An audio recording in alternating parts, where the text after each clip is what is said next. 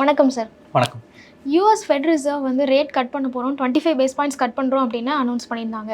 So இதோட impact நமக்கு தங்கம், வெள்ளி மாதிரியான கமாடிட்டிஸில் எப்படி இருக்கும் சார்?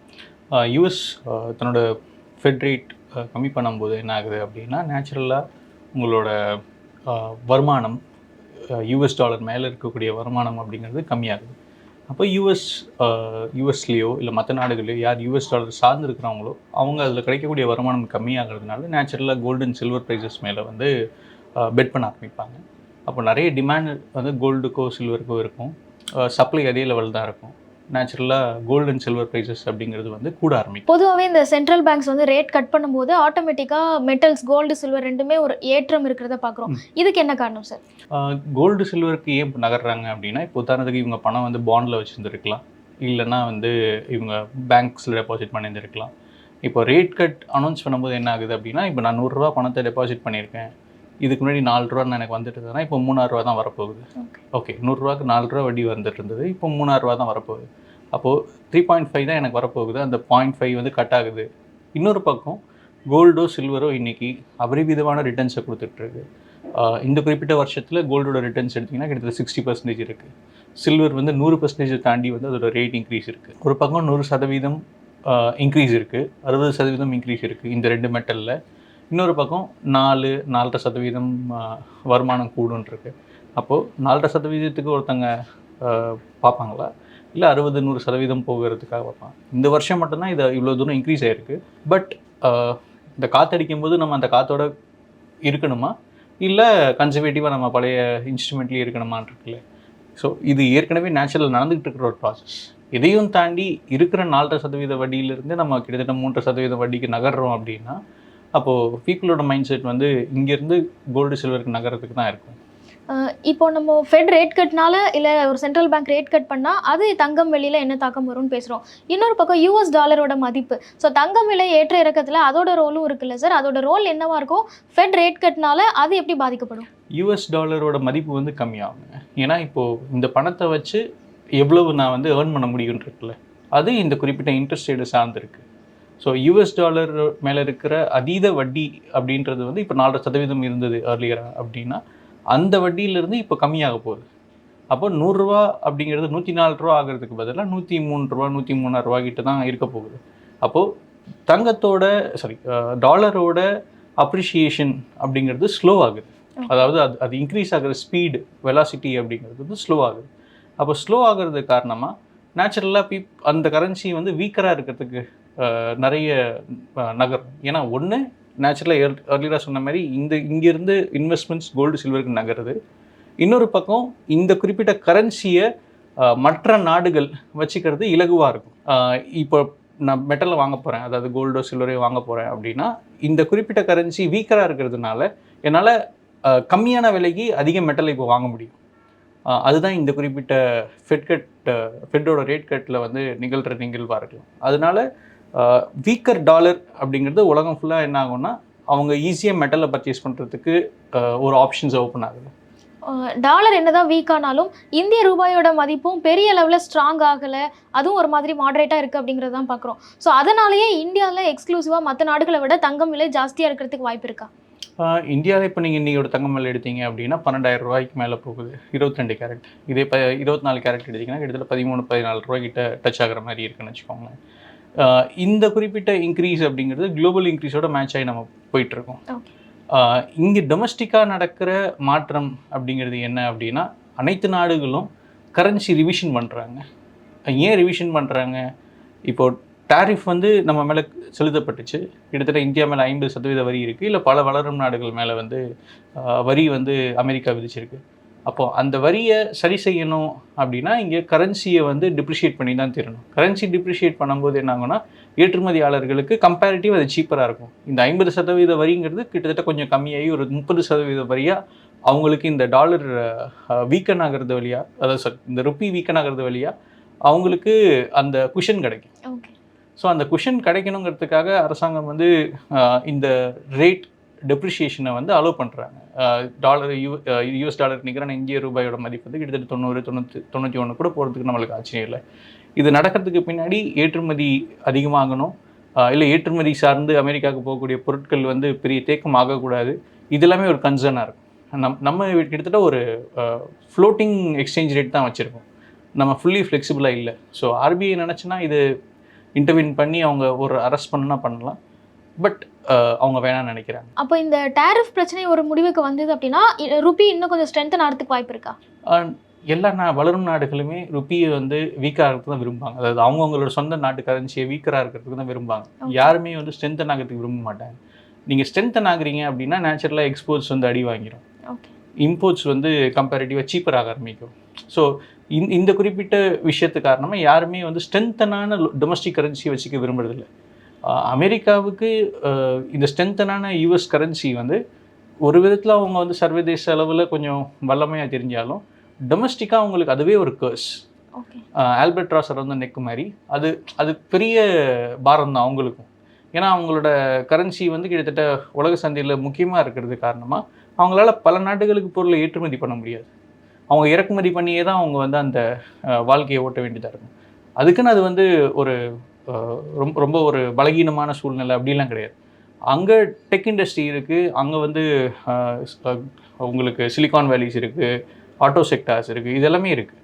பட் அதையும் தாண்டி அவங்களோட ஏற்றுமதியை விட இறக்குமதி வந்து கூட தான் இருக்கும்.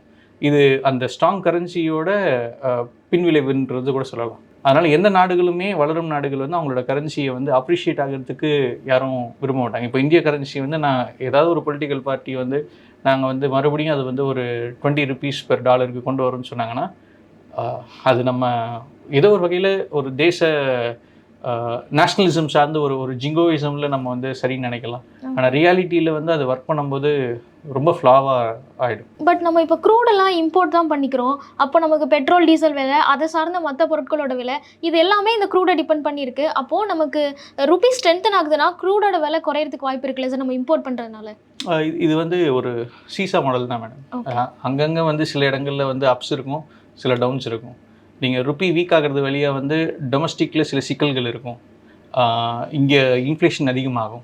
ஆனால் ருப்பி வீக்கன் ஆகிறது காரணமாக வந்து எக்ஸ்போர்ட்ஸ் ஏற்றுமதி அதிகரிக்கிறதுக்கான வாய்ப்பு இருக்கும். இப்போது ஏற்றுமதியாளர்களுக்கு சாதகமாக இருக்கணும், பொதுமக்களுக்கு எதிராக இருக்கணும்னு அரசாங்கம் விரும்பணுமா அப்படின்னா எல்லா டைமும் அது பண்ணாது. பட் கிரைசிஸ் டைம்னு சில விஷயங்கள் இருக்கும். இப்போ இன்னைக்கு குறிப்பிட்ட காலகட்டத்தில் ஏற்றுமதி தான் முக்கியம் அப்படின்னா okay we will go for weak rupee, பரவாயில்ல, ஒரு இன்ஃப்ளேஷன் நம்ம ஈட் பண்ணிக்கலாம். இன்றைக்கி இன்ஃப்ளேஷன் அப்படிங்கிறது கிட்டத்தட்ட லெஸ் தென் 1% தான் இருந்துச்சு. ஸோ அதனால் இந்த டிசிஷன்ஸ் வந்து இப்போ எடுக்கலாம். ஒரு 5-6% அளவுக்கு இன்ஃப்ளேஷன் வச்சுக்கிட்டு அப்போ நான் ருப்பியை வீக் பண்ண போகிறேன் அப்படின்னு சொல்லும்போது அது இன்னும் சிக்கலாக இருக்கும். ஸோ இந்த சீசா கேமில் வந்து நீங்கள் எது எந்த நேரத்தில் எதுக்கு நோக்கி நகர்த்தணும் அப்படிங்கிறது ஆர்பிஐ டிசைட் பண்ணோம். இந்த குறிப்பிட்ட நேரத்தில் இன்ஃப்ளேஷன் ரொம்ப கம்மியாக இருக்குது, நம்ம வீக் பண்ணலாம் ருப்பி அப்படின்றதுனால வீக் பண்ணுறாங்க. நம்ம க்ரூடு மற்ற விஷயங்களுக்கெல்லாம் இந்த வீக்கர் ருப்பிங்கிறது எவ்வளோ தூரம் இன்ஃப்ளூயன்ஸில் இருக்கும், இல்லை அது வாங்குறதுக்கு நம்ம அதிக பணம் கொடுத்து வாங்குறோம், கரெக்டு தான். ஆனால் நீங்கள் ஏற்றுமதி பண்ணும்போது உங்களுக்கு லாபம் இருக்குது தானே செய்யுது. எல்லாமே ஸ்கொயர் அப் பண்ணி நம்ம ஒரு பெர்ஃபெக்டாக பிக்சர் வரைகிறதுங்கிறது எக்கனாமிக்ஸை பற்றி சாத்தியம் இல்லை. ஓகே, ஒரு ருப்பி வந்து வீக் ஆகுறது ஒரு டெவலப்பிங் கண்ட்ரிக்கு நல்லது தான், அது ஒரு பாசிட்டிவாக எடுத்துக்கலாம் அப்படின்னு சொல்கிறீங்க. ஆனால் நமக்கு ஜிடிபியும் பாசிட்டிவாக காட்டுறாங்க, இன்னொரு பக்கம் ருப்பியும் வீக் ஆகிட்டே இருக்குது. ஸோ இதில் வந்து கான்ட்ரடிக்டரியாக இல்லையா சார்? கான்ட்ரடிக்டரி தான் மேடம். சில நேரம் கான்ட்ரடிக்ஷன்ஸ் வந்து பேரடாக்ஸ் நடக்க தான் செய்யும். பேரடாக்ஸ் இங்கே நிகழ்கிறதுக்கான காரணம் என்ன அப்படின்னா, இப்போ 8.2% வந்து இன்ஃப்ளேஷன் வச்சுருக்காங்கன்னு வச்சுக்கோங்களேன். வீக்கர் ருப்பி அப்படிங்கிறது உங்களுக்கு எக்ஸ்போர்ட்ஸை அதிகரிக்கிறதுக்கான வாய்ப்பு இருக்குது. இங்கே இந்த குறிப்பிட்ட ஜிடிபியை இன்ஃப்ளேட் பண்ணி காட்டுறதுக்கான வாய்ப்புகளும் இருக்குது. இது ரெண்டுமே ஒரே நேரத்தில் நடக்குது. ஓகே, ரியாலிட்டியில் இப்போது இந்த ஜிடிபி இன்க்ரீஸுக்கும் இந்த குறிப்பிட்ட கரன்சிக்கும் எவ்வளோ தூரம் மேட்ச் பண்ணி பார்க்கலாம் அப்படின்னா, இந்த கரன்சி வீழ்ச்சி அப்படிங்கிறது கடைசி 1-1.5 மாதத்தில் தான் நடக்குது. இந்த குவார்ட்டர் அப்படிங்கிறது 8.2% பின்னாடி இருக்கக்கூடிய நம்பர்ஸை நம்ம என்ன எடுக்கலாம்னா, ஜிஎஸ்டி ரேட் கட்ஸ் வந்து பண்ணப்பட்டதோ இல்லை மற்ற இந்த ஃபெஸ்டிவ் சீசன் இருக்குது, இந்த குறிப்பிட்ட அக்டோபர் டு டிசம்பர் குவார்ட்டர், அதுக்கு முன்னாடி குவார்ட்டர், இந்த குவார்ட்டரில் தான் உங்களுக்கு அதிகமான ஃபெஸ்டிவல்ஸ் வருது. இந்த குறிப்பிட்ட குவார்ட்டரில் எடுத்தீங்க அப்படின்னா உங்களுக்கு தீபாவளி இருக்குது, அதுக்கு முன்னாடி ஆயுத பூஜை இருந்துச்சு. ஸோ இந்த குறிப்பிட்ட குவார்ட்டரே ஒரு ஃபெஸ்டிவ் குவார்ட்டர் தான். இதுக்கு அடுத்து கிறிஸ்மஸ் இருக்குது, நியூ இயர் இருக்குது, பொங்கல் வரைக்குமே இந்த குறிப்பிட்ட 6 months அப்படிங்கிறது நீங்கள் மற்ற குவார்ட்டரில் கிடைக்கக்கூடிய ஜிடிபியை விட இங்கே கூட இருக்கும். ஏன்னா பை நேச்சர் இங்கே ஸ்பெண்டிங் வந்து கூட, அதோடு சேர்த்து ஜிஎஸ்டியில் ரேட்ஸ் கம்மியானதோட விளைவாக வந்து இங்கே இந்த குறிப்பிட்ட சீசனில் அதிகமான ஜிடிபி நம்மளுக்கு கிடச்சிருக்கும். இது வந்து கன்சிஸ்டண்ட்டாக இருக்குமா அப்படின்னா நம்மளால் சொல்ல முடியாது. பட் இது ரெண்டுத்துக்கும் இப்போ முடிச்சு போடுறதுக்கான வாய்ப்பு இருக்கான்னு எனக்கு தெரியல. இன்னொரு பக்கம் இன்னொரு ரிப்போர்ட் என்ன சொல்லுது அப்படின்னா, இந்தியாவோட அக்கௌண்டிங் ப்ராசஸ், அதாவது இந்த ஜிடிபி கேல்குலேஷன் ப்ராசஸ், அதுவே வந்து ஏலேருந்து சிக்கு ரேட்டிங்க்கு கொண்டு போயிட்டாங்க. ஸோ நீங்கள் அதையும் வேணால் மேட்ச் பண்ணி பார்க்கலாம். ஒரு 8.2% growth நடக்கிறதும், அதே நேரத்தில் அந்த ரிப்போர்ட் வரத்துக்கு முன்னாடி வேர்ல்ட் பேங்க் வந்து இதோட ரேட்டிங் ப்ராசஸை வந்து டவுன்கிரேட் பண்ணுறதும் மியூச்சுவல் நடக்குது. அப்போ நம்ம ஒரு வகையில் ஜிடிபி நம்பர்ஸை வந்து ரொம்ப அதிகமாக மிகைப்படுத்துகிறோமா அப்படிங்கிறது வேணால் நம்ம அடுத்து அனலைஸ் பண்ணுறதையோ இல்லை ஆய்வு பண்ணி பார்க்குறதையோ பார்க்கலாம். ஆனால் வீக்கர் ருப்பியும் இதுவும் சில நேரம் ஒத்து போகிறது அப்படின்னு தான் நினைக்கிறேன். இப்போ நம்ம ருப்பி வீக்கனிங்கை பேசுகிறோம், ஜிடிபி பேசுகிறோம், இன்ஃப்ளேஷன், இந்த மூணும் பேசுகிறோம். ஒரு கண்ட்ரி கொஞ்சம் வளர்ந்து வர நாடாக இருக்குது, இவங்களோட க்ரோத் ப்ராமிசிங்காக இருக்குது அப்படிங்கிறத இந்த மூணில் எந்த ஃபேக்டர் வச்சு நம்ம தெரிஞ்சுக்கலாம் சார்? என்னை பொறுத்த வரைக்கும் தனிப்பட்ட முறையில் தனிநபர் வருமானம், அவங்களோட வறுமை ஒழிப்பு அப்படிங்கிறது தான் இது எல்லாத்தையும் தாண்டி முக்கியமாக இருக்குது. ஆனால் ஸ்ரீரங்கராஜன் அவரோட பேட்டியில் சொன்னதை வச்சு நான் திருப்பி ரிப்பீட் பண்ணுறேன். அதாவது நீங்கள் வளர்ச்சி வந்ததுக்கப்புறம் தான் நீங்கள் வந்து மக்கள் முன்னேற்றத்தை பேச முடியும். வளர்ச்சி இல்லாமல் மக்கள் முன்னேற்றம் ப்ரோக்ராமை வந்து நம்ம இங்கே ஸ்பான்சர் பண்ண முடியாது. அப்போது டெவலப்மெண்ட் அப்படிங்கிறது க்ரோத் வந்ததுக்கப்புறம் தான் இங்கே டெவலப்மெண்ட்டை நம்ம சாத்தியப்படுறதுக்கான வாய்ப்பு இருக்குது. டெவலப்மெண்ட் அப்படிங்கிறது க்ரோத் இல்லாமல் நான் பண்ணிடுவேன் அப்படிங்கிறது இங்கே வாய்ப்புகள் கம்மியாக இருக்குது. அதாவது இன்டர்நேஷ்னல் பொலிட்டிக்கல் பிக்சரில் நம்ம அப்படி தான் இங்கே இருக்கும். நம்ம பல நாடுகளில் போய் அடிமைகளை பிடிச்சிட்டு வந்து நம்ம நாட்டை எல்லாத்தையும் செல்வாக்காக்கி வளர்த்து அதெல்லாம் அப்புறம் நம்ம டெவலப்மெண்ட் மட்டும் அப்படின்னு பேசினோன்னா பேசலாம். பல மேற்கத்திய நாடுகளில் அந்த ப்ரிவிலேஜ் நம்மளுக்கு இருக்குது. அவங்களோட பாஸ்ட்டு வந்து பல ஸ்லேவ்ஸ் சிஸ்டம் வழியாவோ இல்லை அவங்க வந்து நடந்த லூட் வழியாவோ அவங்களோட ஃபண்டமெண்டல்ஸை ஸ்ட்ரென்தன் பண்ணிட்டாங்க. இப்போ அவங்க வந்து பல்வேறு டெவலப்மெண்ட்ஸை பேசலாம். இங்கே அந்த க்ரோத் நடந்து முடிஞ்சதுக்கப்புறம் தான் நம்மளால் டெவலப்மெண்ட் பேசலாம், இல்லை க்ரோத் நடந்துட்டு இருக்கும்போதே டெவலப்மெண்ட் பேசலாம். பட் க்ரோத்தே இல்லாமல் டெவலப்மெண்ட் பேச முடியுமா அப்படின்னா சாத்தியம் இல்லைங்கிறது தான் அவரோட வாதம்னு வச்சுக்கோங்களேன். அதில் எனக்கு ஓரளவு ஒப்புதல் இருக்குது. ஸோ ஒரு க்ரோத் அப்படிங்கிறதும் சேவிங்ஸ் ரேட் அப்படிங்கிறதும் முக்கியமாக இருக்குது. அதோட பேக்லாஷ் அதோட கனெக்ட் பண்ணி பார்க்க வேண்டியதுங்கிறது வந்து வறுமை ஒழிப்பும் ஏற்றத்தாழ்வும் குறைவாக இருக்கா, மக்களிடையே இருக்கிற ஏற்றத்தாழ்வுங்கிறது குறைவாக இருக்கா, இது பேரலாக நம்ம செக் பண்ணிக்கிட்டே வரணும்னு தோணுது. ஓகே, இப்போ நம்ம பங்குச்சந்தை சார்ந்து பேசும்போது இந்தியா வந்து ஒரு க்ரோயிங் எக்கானமி, இந்தியாவோட க்ரோத் ஸ்டோரி ரொம்ப ப்ராமிசிங்காக இருக்குது, ஸோ பங்குச்சந்தை பெரிய லெவலில் மேலே போகும் அப்படிங்கிற மாதிரிலாம் சொல்கிறாங்க. பட் க்ரோத் ஆஸ்பெக்டில் நீங்கள் ஒரு தனிநபர் வருமானம் இதெல்லாம் எடுத்து பார்க்கும்போது அது கொஞ்சம் கொஸ்டின் பண்ணுற மாதிரி தான் சொல்கிறீங்க. அப்போது ஒரு கண்ட்ரியை நம்ம அவங்களோட என்டையர் க்ரோத்தை பார்க்குறதும் அவங்களோட ஷேர் மார்க்கெட் க்ரோத்தை மட்டும் பார்க்குறதும் ரெண்டுமே வேறு வேறையா? ஷேர் மார்க்கெட்டில் எவ்வளோ பேர் இந்தியாவோட ஜனத்தொகை 140 கோடி ரஃபா, ரைட்டுங்களா? இதில் ஷேர் மார்க்கெட்டில் இருக்கிறவங்க எவ்வளோ பேர் இருப்பாங்க? 3%. 3%. அந்த 3%ன்றவங்க டாப் 1% இங்கே இருக்கிறவங்களோட வெல்த்தும், ரைட்டுங்களா? அவங்களோட வெல்த்துங்கிறது கிட்டத்தட்ட ஒரு 68% of the Indians wealth. Top 1%ங்கிறது கிட்டத்தட்ட 50 to 55 இருக்குது. டாப் 10%ங்கிறது கிட்டத்தட்ட 68% வந்து அவங்க கிட்ட பண்ணிடுறாங்க. ஸோ அவங்கக்கிட்ட இந்த 10%ஏ போதும். இந்த 68% ஆஃப் வெல்த் அவங்ககிட்ட தான் இருக்குது.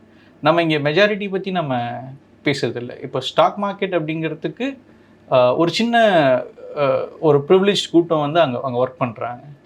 ஒரு காமனர் அந்த மார்க்கெட்டுக்குள்ளே என்ட்ரு ஆகி அதில் சக்ஸஸ்ஃபுல்லாக டர்ன் அவுட் ஆன ஸ்டோரிஸ்ன்றது நம்ம யாரும் கேள்விப்பட்டதில்லை. எனக்கு தெரிஞ்சு என்னோடய ஃப்ரெண்ட்ஸ்லேயோ ரிலேட்டிவ்ஸ்லேயோ இவர் வந்து ஒரு பெரிய கோடீஸ்வரர் ரைட்டாக இருப்பா. ஒரு எளிமையான பின்புலத்திலேருந்து இவர் வந்து ஸ்டாக் மார்க்கெட்டில் முதலீடு பண்ணி அவரோட நேரத்தை அதிலேயே செலவிட்டு இவர் மிக பெரும் கோடீஸ்வரர் ஆயிருக்காரு அப்படின்னு நம்ம யாரும் கேள்விப்படல. ஒரு தொழிலில் கேள்விப்பட்டிருக்கோம், இல்லை வேறு ஏதாவது சில வேலைகள் அவங்க தொடர்ச்சியாக ஒரு குறிப்பிட்ட நிறுவனத்தில் வேலை பார்த்து முன்னேறி இருக்கான்னு கேள்விப்பட்டிருக்கோம். மற்றபடி ஸ்டாக் மார்க்கெட் எனக்கு அந்த பார்வையில் தான் என்னால் பார்க்க முடியுது. இந்தியான்னு இல்லாமல் நம்ம இப்போது யூஎஸ் இல்லை சைனா மாதிரி வளர்ந்த நாடுகளில் கூட அவங்களோட கண்ட்ரியோட எக்கானமியும் அவங்களோட மார்க்கெட் பெர்ஃபார்மன்ஸையும் அப்போ நம்ம தனித்தனியாக தான் பார்க்கணுமா சார்? மார்க்கெட் பெர்ஃபார்மன்ஸுக்கும் க்ரோத்துக்கும் தொடர்பு இருக்குது தாங்க செய்யுது. ஏன்னா நீங்கள் ஸ்டாக் மார்க்கெட் அப்படிங்கிறது வந்து என்னதான் இருந்தாலும் அது வந்து இண்டஸ்ட்ரீஸோட கேபிட்டலை டிசைட் பண்ணக்கூடிய ஒரு ஸ்ட்ரக்சர். ஸ்டாக் மார்க்கெட்டுக்கு முன்னாடி இருக்கிற அந்த ஐபிஓவோ இல்லை மற்ற குறிப்பிட்ட விஷயங்கள் எல்லாமே வந்து இண்டஸ்ட்ரியல் கேபிட்டலை மொபிலைஸ் பண்ணுறதுக்கான விஷயம். ட்ரேடிங்கை நான் வேறு மாதிரி வைக்கிறேன், கேபிட்டலை பூல் பண்ணுறதுங்கிறது நான் வேறு மாதிரி வைக்கிறேன். ஸோ ட்ரேடிங் வந்து வேறு, அது வந்து ஒரு ஒரு ஒரு ஒரு சின்ன வணிக சூட்சமம் அதுக்குள்ளே உட்காந்துட்ருக்கு. ஆனால் நீங்கள் இண்டஸ்ட்ரியல் கேபிட்டலை டெவலப் பண்ணுறது இருக்குல்ல, அந்த இண்டஸ்ட்ரியல் கேபிட்டல் டெவலப் பண்ணால் தான் நம்ம வந்து ஜிடிபியை வந்து அட்டைன் பண்ண முடியும். ஸோ இண்டஸ்ட்ரியல் கேபிட்டல் வந்து நம்ம டெவலப் பண்ணாமல் நம்மளால் நீங்கள் 8%ஓ இல்லை 5 ட்ரில்லியன் எக்கனாமியோ இல்லை 10 ட்ரில்லியன் எக்கனாமி நம்ம பேசுகிறது வந்து வாய்ப்பு இல்லை. ஸோ இண்டஸ்ட்ரியல் பேஸ்க்கு நம்ம திரட்டுற கேபிட்டல் அப்படிங்கிறது முக்கியமானது. அது ஐபிஓ வழியாக இருக்கலாம், இல்லை ஸ்டாக் மார்க்கெட் வழியாக இருக்கலாம், அதெல்லாமே ரொம்ப முக்கியமானது. ஆனால் அதில் நடக்கிற இண்டெக்ஸோட ட்ரேடிங் இருக்குல்ல, அது மட்டுமே குறியீடாக வச்சு நம்ம வந்து வளர்ந்துட்டோம்னு நம்ம சொல்கிறதுங்கிறது ஏற்புடையதில்லை. ஓகே. ஏன்னா இந்த மார்க்கெட்ஸில் எஃப்ஐஏ வருவாங்க, எஃப்ஐஏ வெளில போவாங்க. எது கம்ப்ளீட்டாக ஓரட்டைலாக இருக்கக்கூடிய ஒரு ட்ரேடிங் மார்க்கெட் இன்னொரு பக்கம் இருக்குது. ஸோ ஒரு ஃபாரின் டைரக்ட் இன்வெஸ்ட்மெண்ட்டாக ஸ்ட்ரென்த்தனாக நம்மக்கிட்ட ஒரு கமிட்டடான கம்பெனிஸ் இங்கே வராங்க, அவங்க நிறுவனங்களை துவங்குறாங்க. இங்கே இருக்கிற பெண்களுக்கோ இல்லை இங்கே இருக்கிற விளிம்புநிலை மக்களுக்கோ இல்லை எல்லாருக்குமே வந்து அவங்களால ஆக்சஸ் கொடுக்க முடியுது அப்படின்னா ஒரு ஒரு ஹோலிஸ்டிக்கான இங்கே ஒரு டெவலப்மெண்ட் நடக்கிறதுக்கான வாய்ப்பு இருக்குது. அப்படி இல்லை ஒரு சிட்டி சென்ட்ரிக்காக அவங்க டெவலப் ஆனாலும் ஓகே ஃபைன். ஒரு டெக் கம்பெனிஸ் வராங்க, சிட்டியோட அப்பர் ப்ரீடு வந்து அவங்களோட லைஃப் ஸ்டைலில் மாற்றத்துக்குள்ளே கொண்டு வராங்க. இது எல்லாமே வந்து நம்ம க்ரோத்தோட கனெக்ட் பண்ண முடியும். ஆனால் வெறும் ட்ரேடிங்கை மட்டும் என்னால் க்ரோத்தை கனெக்ட் பண்ண முடியும் அப்படின்னா அப்படி பண்ணுறதுக்கு வாய்ப்பு இல்லைன்னு தோணுது. ஓகே. இப்போ யூஎஸ் ஃபெட் ரேட் கட் பண்ணதை பற்றி நம்ம பேசுகிறோம். அதில் அந்த ரேட் கட் நடந்ததுனால எஃப்ஐஐஸோட பிஹேவியர் எப்படியெல்லாம் மாறும்? இந்தியா அவங்களுக்கு அட்ராக்டிவாக இருக்குமா? இந்தியா மேலே டெஸ்டினேஷன்ஸ் அவங்களுக்கு அட்ராக்டிவாக இருக்கும். அவங்களோட கேபிட்டல் வந்து இப்போது இருக்கிற கேபிட்டல் எரோட் ஆகாமல் அது இன்னும் மல்டிப்ளை பண்ணுறதுக்கு என்ன பண்ணலாம் அப்படிங்கிறது அவங்களோட ஃபோக்கஸ் இருக்கும்.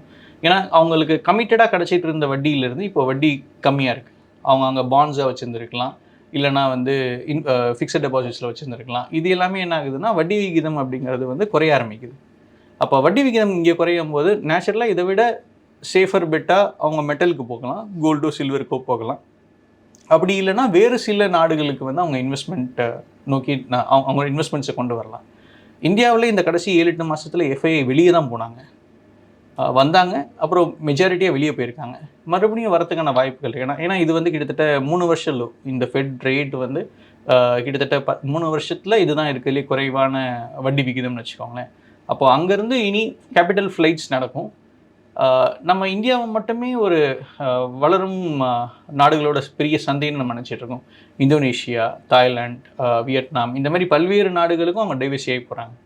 கோவிட் காலகட்டத்தில் அங்கே அச்சடிக்கப்பட்ட அதிக பணத்தினால, மேற்கத்திய நாடுகளில் வந்து அச்சடிக்கப்பட்ட அதிக பணத்தினால, அதிக பணப்புழக்கம் காரணமாக அவங்க எல்லாருமே வந்து இந்தியன் ஸ்டாக் மார்க்கெட்டை, வியட்நாம் ஸ்டாக் மார்க்கெட்டை, தாய்லாந்து ஸ்டாக் மார்க்கெட்டை, கம்போடியா ஸ்டாக் மார்க்கெட்டை எல்லாத்தையுமே இன்ஃப்ளேட் பண்ணி வச்சாங்க. ஓகே. ஸோ அதுதான் வந்து நீங்கள் ஸ்டாக் மார்க்கெட் கிட்டத்தட்ட ஒரு 2020-21 காலகட்டத்தில் 100 மடங்கு வளர்ச்சி பெற்ற காலகட்டங்கிறது அதுதான். ஒரு 30,000, 25, 26,000லேருந்து திடீர்னு வந்து ஒரு 50-52க்கு லிஃப்ட் பண்ணிட்டு போனாங்க. அப்புறம் அங்கேருந்து இப்போ 80,000 வரைக்கும் அவங்க லிஃப்ட் பண்ணிட்டு வந்திருக்காங்க. அப்படின்னா இவ்வளோ தூரம் நடக்கிறதுக்கு பின்னாடி இந்திய நிறுவனங்கள் வேலை செஞ்சதும் இருக்குது. பேரலாக மேற்கத்திய உலகத்திலேருந்து வரக்கூடிய அங்கே அந்த பணத்தால் ஈட்ட முடியாத ஒரு வட்டி விகிதத்தை இங்கே ஈட்ட முடியுது அப்படிங்கிற காரணத்தினாலையும் இங்கே வருது. அப்போ இங்கே ஃபாரின் டைரக்ட் இன்வெஸ்ட்மெண்ட்டோ இல்லை ஃபாரின் இன்ஸ்டிடியூஷனல் இன்வெஸ்ட்மெண்ட்டோ மேற்கொண்டு இந்தியா மாதிரி நாடுகளுக்கு வரதுக்கு வாய்ப்பு இருக்குது. நம்ம கிட்டத்தட்ட ஒரு கான்ட்ரவர்சி எவ்வளோ வேணால் இருக்கலாம். நம்ம 8.2%ங்கிறது இப்போ ஒரு குளோபல் நியூஸில் நம்ம ஹிட் பண்ணுறோம். அப்போ நேச்சுரலி ஒரு ஹையர் க்ரோத் ரேட் இருக்கிற மார்க்கெட்டுக்கு அவங்க வரதுக்கான அதிக வாய்ப்பு இருக்குது. இப்போது இந்தியாவில் இருக்கிற ஒரு தனிநபர், ஒரு சாதாரண மிடில் கிளாஸில் இருக்கிறவங்க, அவங்களோட பெரிய சேவிங்ஸே மாதம் மாதம் நகைச்சீட்டு போடுறது மட்டும்தான் அப்படின்னு இருக்கிறவங்களுக்குலாம் இந்த ஃபெட் ரேட் கட்டை பற்றி அவங்க கவலைப்படணுமா? இந்த ஃபெட் ரேட் கட் அப்படிங்கிற நியூஸ் அவங்களுக்கு என்ன செய்தி சொல்லுது சார்? ஃபெட் ரேட் கட்டில் நமக்கு தெரிஞ்ச மிடில் கிளாஸ் இல்லை ஒரு ட்ரெடிஷ்னல் இன்வெஸ்ட்மெண்ட்ஸாக நம்மக்கிட்ட இருக்கிறது வந்து கோல்டும் சில்வரும் தான். சில்வர் ஒரு நல்ல ஹைக்கு கொடுத்தாலும் அது வந்து இண்டஸ்ட்ரிக்கான ஒரு மெட்டல் தான். இண்டஸ்ட்ரியல் யூஸுக்கு அதிகம் தேவைப்படக்கூடிய மெட்டல். நம்ம டைம் டெஸ்டட் மாடலாக எடுத்தோம் அப்படின்னா அது கோல்டு தான் வந்து உங்களுக்கு தண்ணியில் போட்டு அதை மிக்ஸ் பண்ணி வச்சாலும் சரி, இல்லை வந்து ஆர்னமெண்ட்ஸாக நீங்கள் வச்சுருந்தாலும் சரி, இல்லை அதை பீட் பண்ணி ஒரு ஒரு ஒரு ஒரு பிஸ்கெட்டாவோ இல்லை வந்து ஒரு ஒரு ஒரு நகையாவோ எது வேணால் பண்ணக்கூடிய கெப்பாசிட்டி வந்து அதுக்கு தான் இருக்குது. அதனால தான் கம்பேரிட்டிவ் ஒரு டைம் டெஸ்டட் மாடலில் கோல்டு நிற்கிது மற்ற மெட்டல்ஸை தாண்டி. அந்த மெட்டல் விலை கூட்டுறதுக்கான வாய்ப்புகள் அதிகமாக இருக்குது. ஏன்னா ஜியோ பொலிட்டிக்கலாக நடக்கக்கூடிய சில மாற்றங்கள் காரணமாகவும் அது இவ்வளோ நாள் விலைவாசி ஏறிட்டு இருந்தது. இப்போ ஃபெட் ரேட் விழுறது காரணமாகவும் இனி அந்த ரேட்ஸ் வந்து கூட்டுறதுக்கான வாய்ப்பு இருக்குது. அப்போது கோல்டு இன்வெஸ்ட்மெண்ட்ஸ் நம்ம நிப்பாட்ட முடியாது. ட்ரெடிஷ்னலாக கோல்டு மட்டும் தான் இன்வெஸ்ட்மெண்ட்ஸாக இருந்துச்சு அப்படின்னா ஓவராலாக நீங்கள் உங்கள் போர்ட்ஃபோலியோவில் அலோகேஷன்ஸ் ஃபார் கோல்டு இன்க்ரீஸ் பண்ணுறதும் நல்லது தான். ஏன்னா இனி அதோட ரேட்ஸ் கம்பேரிட்டிவாக கூட்டுறதுக்கான வாய்ப்புகள் இருக்குது. அந்த நியூஸ் மார்க்கெட்டில் வெட்னஸ்டே ஹிட் ஆகுது, இன்றைக்கே விலை ஏறிடுச்சு, இன்னும் ஒரு 2-3 நாளில் வந்து விலை ஏறுறதுக்கான வாய்ப்புகளும் இருக்கும். இன்னொன்று இதில் நம்ம உன்னிப்பாக கவனிக்க வேண்டியது என்னென்னா 2026 பிகினிங்கில் ஒரு 0.25% கட்டும், 2027 இன்னொரு ஃபெட் ரேட் கட்டும் இம்ப்ளிமெண்ட் ஆகிறதுக்காக வெயிட்டிங்கில் இருக்குதுன்னு அவங்களே அனௌன்ஸ் பண்ணியிருக்காங்க. அப்போது இன்ட்ரெஸ்ட் ரேட் அப்படிங்கிறது இனி இன்க்ரீஸ் ஆகிறதுக்கான வழி இல்லைன்றது அதோட நியூஸ் சொல்லுது. அப்போ 3.5% to 3.75%க்குள்ளே அந்த எக்கனாமி இருக்கணும். ஆல்ரெடி அங்கே ஒரு 2.8% இன்ஃப்ளேஷன் இருக்குது. அப்போ கிட்டத்தட்ட நாட் ஈவன் 1% வந்து அவங்களுக்கு இன்ட்ரெஸ்ட் ரேட் அங்கே கிடைக்க போகிறது இல்லை.